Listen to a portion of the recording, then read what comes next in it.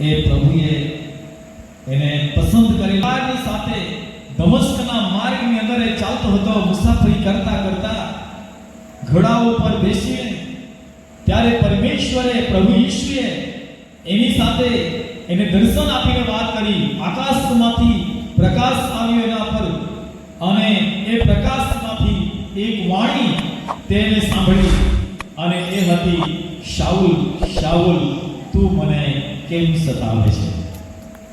Hallelujah. કેવી વાત કરી?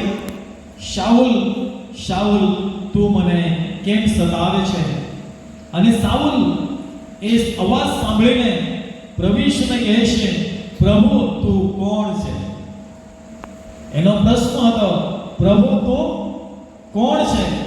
અને પ્રભુ ઈશ્વરને જવાબ આપે છે, હું ઈસુ છું જેને તું સતાવે છે. હાલેલુયા.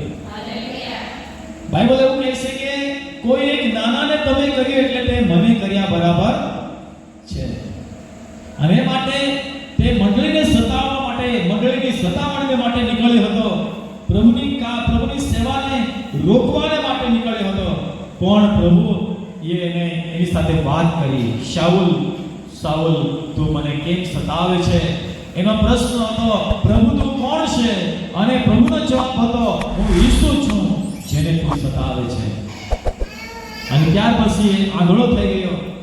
3 દિવસ સુધી એને કંઈ ખાધું નહીં, પીધું નહીં, પ્રાર્થના કરવા લાગ્યો, પ્રભુ ઈશ્વરની આગળ ઝૂકી ગયો. હું તો માનું છું ત્યાં સુધી એને પાપની માફી માંગી હશે, પ્રભુ મને માફ કર, હું તો તારી મંડળીઓને સતાવતો હતો, તારા લોકોને હું સતાવવાને માટે મેં કેટલા બધા ખોટા કામો કર્યા છે ને, પ્રભુ મને ક્ષમા કર, એવી વાત કરી હશે. હાલેલુયા. એટલા માટે જ પ્રભુએ અનન્ય નામના સેવકને શાઉલની પાસે મોકલ્યો પ્રાર્થના કરવાને માટે. ભાઈ અનન્ય, તું શાઉલની પાસે જા, એના માટે પ્રાર્થના કર કે તે ટેકતો થાય. અનન્ય કહે છે, પ્રભુ હું નહીં જાઉં, કેમ કે એ તો મંડળીઓની સતાવણી કરનાર માણસ છે, તો કેટલા બધા સેવકોને મારીને ખાવ્યા છે. પણ અનન્યાને પ્રભુ કહે છે, ભાઈ અનન્યા તું એની પાસે જા, એ મારું પસંદ કરેલું પાત્ર છે.